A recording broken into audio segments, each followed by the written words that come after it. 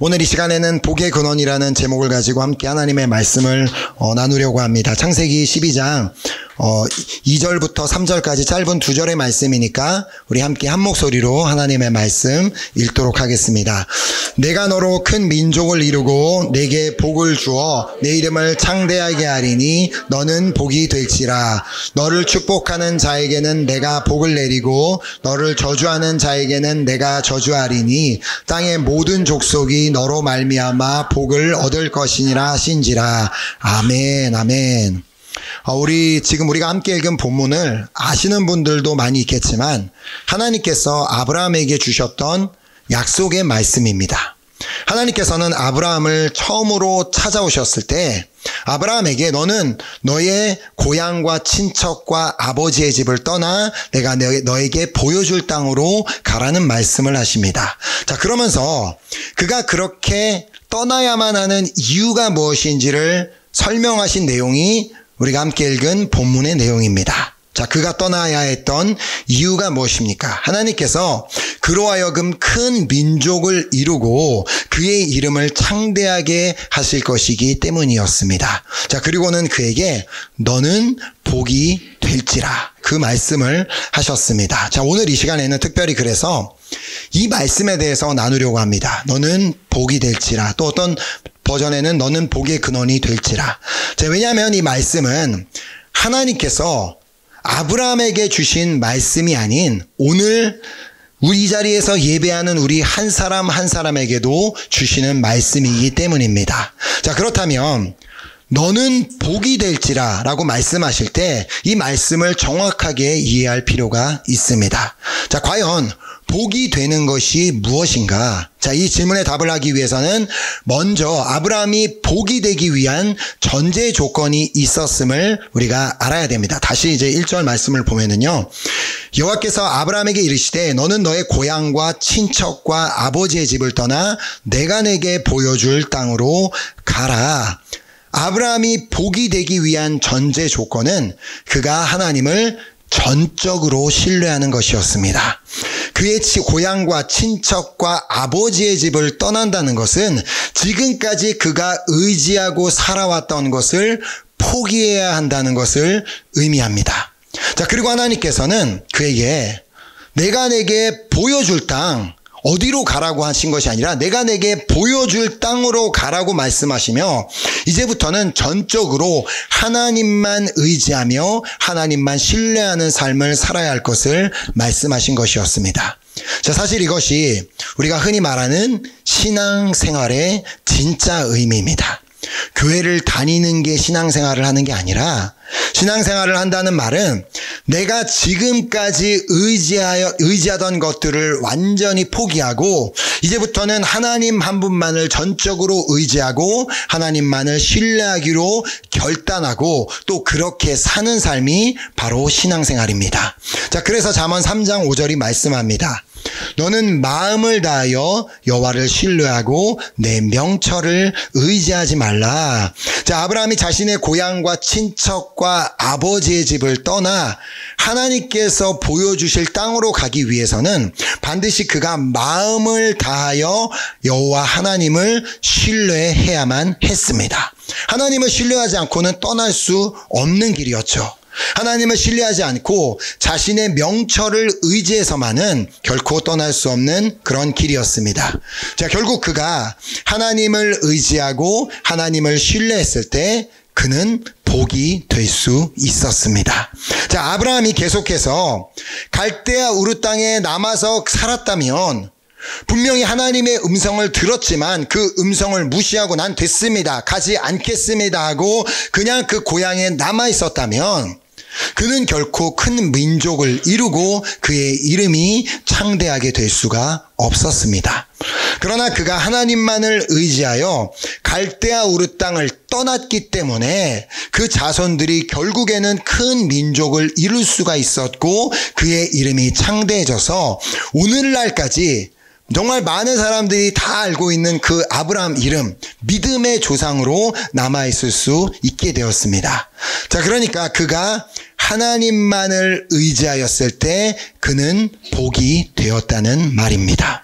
자, 다른 말로 그는 복의 근원이 되었습니다.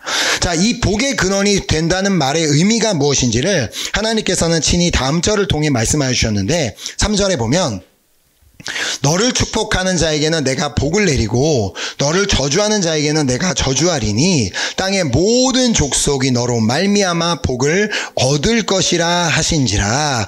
자, 이게 무슨 말이냐면 아브라함이 앞으로 어디를 가든지 그로 말미암아 그 땅이 복을 받을 수도 있고 그 땅이 저주를 받을 수도 있다는 말씀이었습니다. 왜냐하면 아브라함은 이제 전적으로 하나님만을 의지하기로 결단했고 또 그렇게 주님만을 신뢰하는 삶을 살기로 결단했기 때문에 하나님께서도 이제 그를 전적으로 책임져 주셨기 때문이었습니다. 이제는 하나님께서 책임지시는 인생이 되었기 때문에 그를 축복하는 자에게는 당연히 복을 내리시고 그를 저주하는 자에게는 저주하시겠다라고 말씀하신 것입니다. 왜냐하면 이제 그는 하나님의 백성이 되었고 하나님의 자녀가 되었기 때문이었습니다.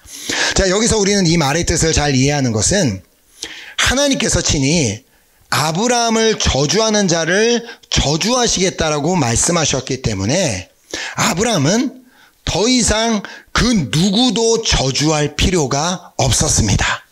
자, 이 말을 로마서에서는 이렇게 말씀하고 있습니다. 로마서 12장 19절에 내 사랑하는 자들아 너희가 친히 원수를 갚지 말고 하나님의 진노하심에 맡기라 기록되었으되 원수 갚는 것이 내게 있으니 내가 갚으리라고 주께서 말씀하시니라. 자, 때로는 나를 욕하는 사람 나도 욕하고 싶습니다. 나를 조롱하는 사람 나도 조롱하고 싶고 나를 그렇게 힘들게 만드는 그 사람을 저주하고 싶지만 주님이 뭐라 말씀하시면 그럴 필요가 없다. 하나님을 의지하고 정말 하나님을 신뢰한다면 그냥 그 사람도 하나님께 맡기라는 것입니다. 내가 굳이 저주하지 않아도 하나님께서 뭐라고 말씀하세요? 친히 나를 저주하는 자를 저주하시겠다라고 말씀하셨기 때문에 자, 그럼 나는 뭐만 하면 되겠습니까? 나는 다른 사람을 축복하기만 하면 되는 것입니다. 왜냐하면 나는 복의 근원이기 때문에. 그래서 다시 3절 말씀을 보면 너를 축복하는 자에게는 내가 복을 내리고 너를 저주하는 자에게는 내가 저주하리니 땅의 모든 족속이 너로 말미암아 복을 얻을 것이라. 자, 이게 중요합니다. 자, 여러분 혹시 땅의 모든 족속이 여러분으로 말미암아 복을 얻었으면 좋겠나요? 아니면 여러분으로 말미암아 저주를 받았으면 좋겠나요? 아니면 네, 감사합니다. 내가 가는 곳마다 그곳이 저주를 받았으면 좋겠나요? 아니면 그곳이 복을 받았으면 좋겠나요? 자, 복을 받았으면 좋겠죠. 자, 그러니까 나로 말미암아 나 한 사람으로 말미암아 나의 가족이 복을 받고 나로 말미암아 나의 직장 동료들이 복을 받고 나로 말미암아 학교 친구들이 복을 받고 나로 말미암아 지역 주민들이 복을 받고 나로 말미암아 내가 사는 나라 국민들이 복을 받는다면 얼마나 좋겠습니까?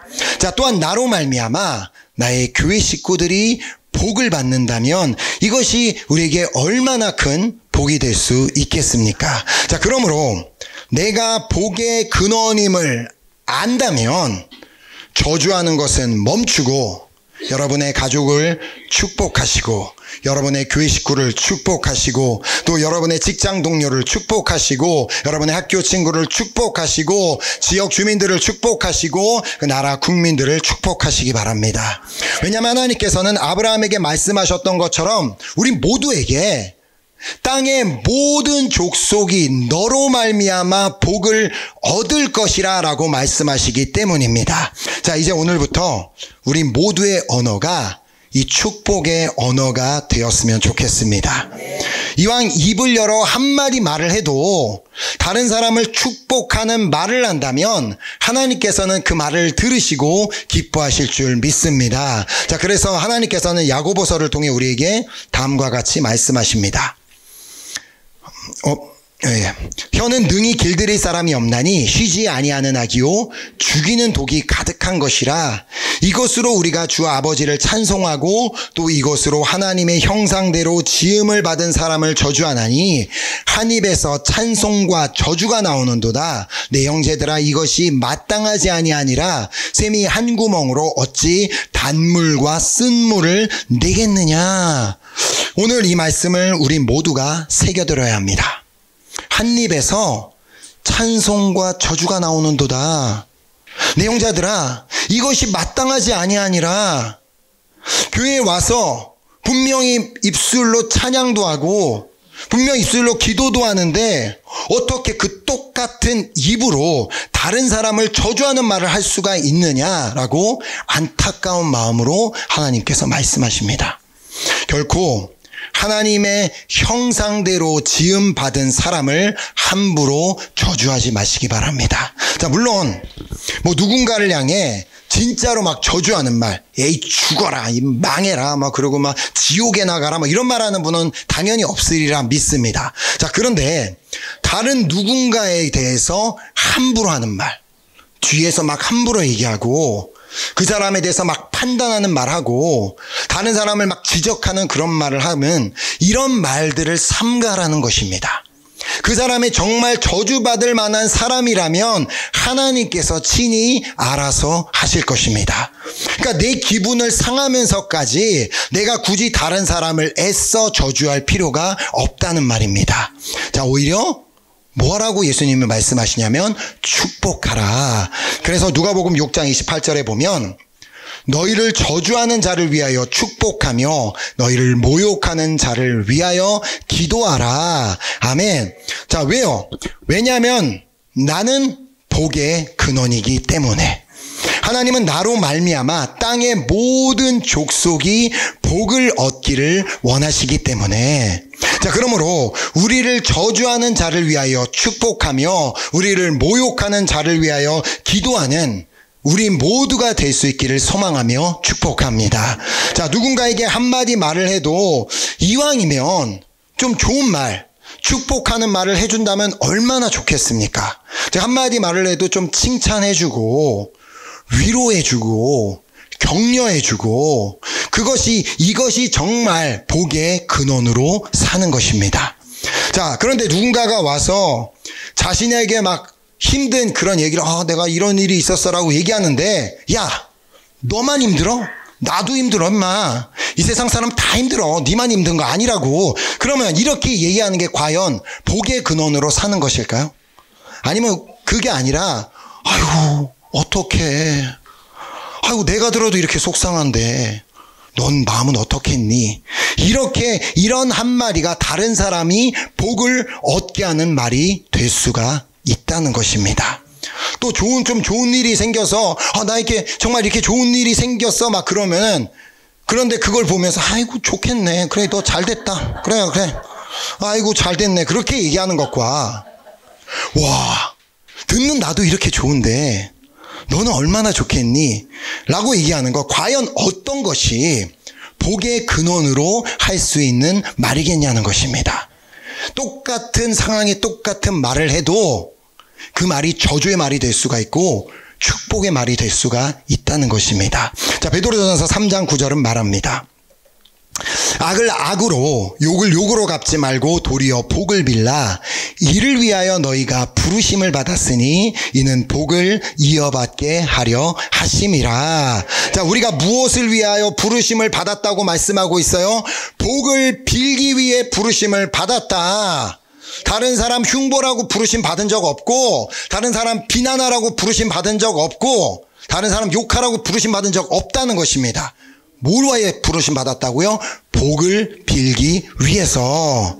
자, 우리가 복을 빌어줌으로 말미암아 상대방이 복을 이어받을 수 있기 때문에 우리가 그것을 위해 부르심을 받았다고 말씀합니다. 자, 그런데 이처럼 복을 비는 자가 되기 위해서는 먼저 내 내면의 변화가 일어나야만 합니다. 먼저 내 마음이 이 사랑으로 가득 차야지만 우리는 비로소 누군가를 사랑하는 마음으로 칭찬해주고 또 위로해주고 격려하고 축복해줄 수가 있게 되기 때문입니다. 예수님이 말씀하셨습니다. 누가복음 6장 45절에 선한 사람은 마음에 쌓은 선에서 선을 내고 악한 자는 그 쌓은 악에서 악을 내나니 이는 마음에 가득한 것을 입으로 말함이니라. 자, 마음에 가득한 것이 결국 입으로 나오게 되어 있습니다. 자, 그러니까 결국 내가 나의 언어 습관을 바꾸려고 노력한다고만 바뀔 수 있는 문제가 아니라는 말입니다. 내 마음에 이미 분노, 미움, 짜증, 판단, 정죄, 근심으로 가득 차 있다면 결코 입에서 좋은 말이 나올 리가 없습니다. 자, 이건 내가 하나님만을 전적으로 의지하고 신뢰하겠다고 해서 그렇게 결단한다고 해서 해결되는 문제가 아닙니다. 자, 우리는 하나님을 전적으로 의지하고 신뢰함으로 복이 될 수 있지만 복의 근원으로 살아가기 위해서는 반드시 성령 충만이 필요한 이유입니다. 자, 왜냐하면 내 마음에 성령의 열매들이 있다면 나의 입에서 나오는 말들은 자연스럽게 바뀌게 될 것이기 때문에 왜냐하면 내 안에 가득한 것이 결국 입으로 나오게 되어 있기 때문입니다. 자, 그러므로 복의 근원으로 살기 위해 성령 충만을 날마다 구하시기 바랍니다. 자, 갈라디아서 5장 22, 23절에 성령의 9가지 열매에 대해서 말씀합니다. 오직 성령의 열매는 사랑과 희락과 화평과 오래 참음과 자비와 양선과 충성과 온유와 절제니. 자, 내 안에는 이 성령의 9가지 열매가 있기를 기도하시기 바랍니다. 주님, 내 안에는 항상 이 성령의 열매들이 있기를 소망합니다. 성령님, 정말 오늘도 내 안에 충만하게 임재하셔서 나로 하여금 복의 근원으로 살며 그렇게 이웃을 축복하고 이웃을 칭찬하고 이웃을 격려하며 그렇게 또 위로하는 자로 살게 도와주세요. 자, 이 성령의 열매가 없으면 우리는 결코 복의 근원으로 살 수가 없습니다. 자, 나로 말미암아 모든 족속이 복을 받게 된다는 말이 과연 무슨 말일까요? 나로 말미암아 다른 사람들이 부자가 된다는 거, 잘 사는 거, 이게 아니라 나로 말미암아 주변 사람들이 복음을 발견하고 예수님을 믿게 되는 것을 말합니다. 왜냐하면 예수님을 믿고 구원받는 것보다 더 큰 복은 없기 때문입니다. 자, 그래서 저 사람은 어쩜 저렇게 말을 해도 저렇게 이쁘게 말을 하지? 어쩜 늘 사람들을 말만 하면 칭찬해주고 그렇게 늘 사람들을 축복해주고 늘 정말 격려하고 어떻게 늘 저렇게 긍정적인 말만 할 수 있지? 근데 알고 보니까 그 사람이 예수님을 믿는 사람이에요. 그러면 복음에 대해 마음이 열리게 되지 않겠습니까? 근데 그 반대의 경우가 되면 저 사람은 어떻게 한마디 말만 해도 저렇게 상대방의 기분을 나쁘게 할 수 있는지, 은사 막 한마디 말만 해도 막 상처받게 만들고 매사에 그냥 부정적이고 비판적이고 사회와 교회와 국가에 대한 불평과 불만이 가득한 사람이라서 안 그래도 같이 있는 것도 불편하고 저 사람한테 말 한마디 거는 것도 두려운데 하필 알고 보니까 그 사람이 교회를 다니는 예수 믿는 자라면 그 사람에게는 복음에 대한 문이 완전히 닫히게 됩니다. 저런 사람이 믿는 예수라면 난 안 믿겠다. 저런 사람이 다니는 교회라면 난 절대 안 가겠다라고 결단이 일어나게 되기 때문입니다. 자, 그래서 오늘 우리가 복의 근원으로 살아갈 수 있도록 성령 충만을 구해야만 하는 이유입니다. 그리고 날마다 성령의 열매를 맺을 수 있기를 기도해야만 합니다. 자, 나의 마음이 하나님을 향한 또 이웃을 향한 사랑으로 가득하고 나의 마음이 언제나 기쁨으로 가득하기를 기도해야 합니다. 또 나의 마음이 주님이 부어주시는 그 에이렌의 평안으로 가득하고 또 나의 마음이 이웃을 향한 인내로 가득하기를 기도해야 합니다. 또한 나의 마음이 이웃을 향한 자비로 가득하고 나의 마음이 하나님이 주시는 선으로 가득하고 나의 마음이 하나님을 향한 충성으로 가득하기를 기도해야 합니다. 또한 나의 마음이 말씀으로 다스려진 온유함으로 가득하고 또 나의 마음이 성령님의 도우심으로 말미암아 절제로 가득할 수 있도록 기도해야만 하는 것입니다. 자, 그래야지만 나는 복의 근원으로 살 수 있기 때문에 오늘부터 우리의 언어가 바뀌게 되기를 소망하며 축복합니다.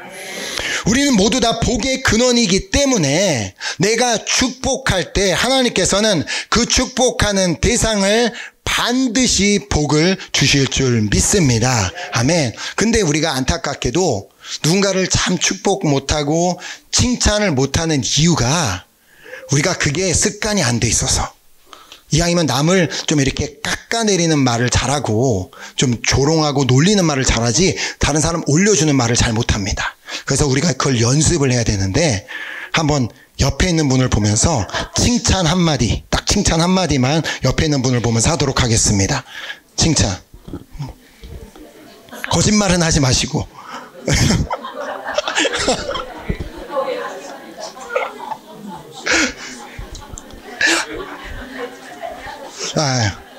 네.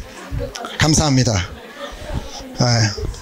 이게 제가 여러분들에게 정말 특별히 그렇게 부탁을 드렸지만 이거는 우리의 날마다 삶의 연습을 해야 됩니다. 그냥 그 마음에 있는 거 그냥 막 쏟아놓지 말고 그냥 정말 어떻게 해서든 내 상대방을 축복해 보리라, 칭찬해 보리라, 격려해 보리라라는 그 결단을 가지고 자꾸 해봐야 됩니다. 자, 우리를 저주하는 사람을 우리가 진심으로 축복한다면 그 사람도 축복하는 사람으로 변화될 줄 믿습니다. 우리를 욕하는 사람을 우리가 진심으로 축복하면 그 사람도 축복하는 사람으로 변화될 줄 믿습니다. 그리고 이렇게 우리가 축복하라는 말을 듣는 사람, 우리가 이렇게 축복의 언어들을 하는 말을 듣는 사람들이 아마 우리의 언어를 통하여서 우리가 하는 말들을 통하여서 복음을 발견하고 예수님을 믿게 되는 그런 놀라운 역사가 일어나게 될 줄 믿습니다. 자, 그러므로 기도하실 때에도 계속해서 축복하시기 바랍니다. 그래서 누군가 나를 힘들게 하고 내가 정말 나를 아프게 하는 사람이 있어도 그 사람을 향해 그냥 기도하는 겁니다. 우리가 계속해서 축복 기도할 때 모든 족속이 정말 나를 힘들게 하는 사람까지 포함해서 모든 족속이 정말 우리로 말미암아 복을 얻게 될 줄 믿습니다. 자, 하나님께서 말씀하셨습니다. 민수기 14장 28절에 그들에게 이르기를 여호와의 말씀에 내 삶을 두고 맹세하노라. 너희 말이 내 귀에 들린 대로 내가 너희에게 행하리니. 아멘. 자, 우리가 한마디 말을 해도 주의해서 해야만 하는 이유가 바로 여기에 있습니다. 주님 말씀하시죠. 너희의 말이 내 귀에 들린 대로 내가 너희에게 행하리라.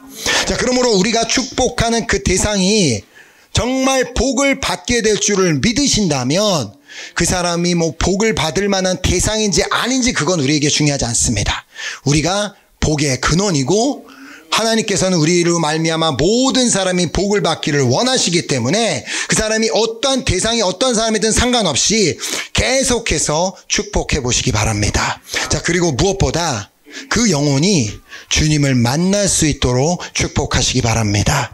자, 온라인상에서도 얼굴 안 보이니까 악플 달지 말고 이왕이면 선풀을 좀 달고 그냥 칭찬해주고 격려해주는 말 달아주고 메시지를 주고받을 때에도 막 이렇게 막 화나는 그런 그 이모티콘 이런 거 말고 그냥 이왕이면 막 칭찬해주고 막 사랑스러워 막 하트 모양 막 이런 거 하는 거 그런 것들을 그렇게 보내주시기 바랍니다. 여기 불어권 크리스찬들에게 진짜 배울 것 중에 하나가 서로 축복을 하는 메시지를 되게 잘 주고받습니다. 자, 이렇게 메시지를 주고받다가 마지막에 보통 보내는 메시지가 그 듀뜨베니스, 그러니까 하나님께서 당신을 축복합니다라는 이 말인데 우리도 좀 이런 것을 배워. 그냥 메시지를 끝날 때 그냥 이렇게 거기 메시지 그 카톡 같은 거에도 그냥 하트 하나 땡하고 끝내지 말고 읽었다고 그냥 일자 없어지게 해서 하트 땡 그런 거 정도로 끝낼 게 아니라 축복합니다.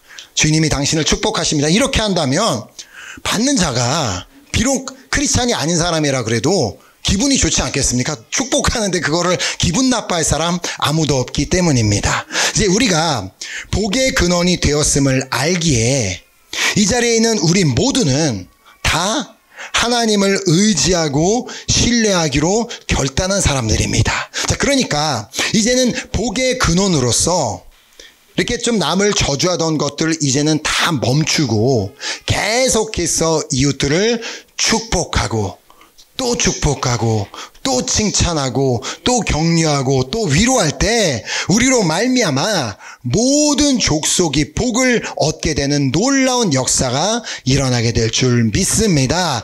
정말 우리 모두의 언어가 그렇게 축복의 언어로 바뀌게 될 수 있기를 예수 그리스도의 이름으로 축복합니다. 아멘. 이 시간 우리